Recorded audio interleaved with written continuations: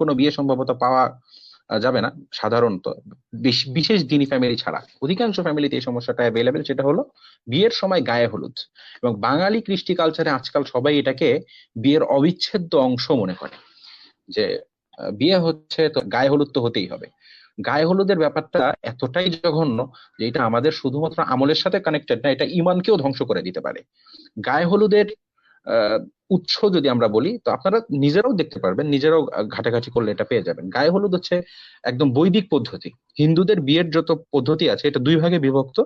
একটা হচ্ছে তাদের সাধারণ সামাজিকভাবে গড়ে ওঠা কৃষ্টি কালচার, আর আরেকটা অংশ হচ্ছে তাদের একদম বৈদিক কালচার, একদম আদিকাল থেকে, অ্যানসিয়েন্ট টাইম থেকে তাদের মাঝে চর্চিত এবং ধর্মীয় ভাবে সাজেস্টেড, বিশ্বাসের সাথে কানেক্টেড।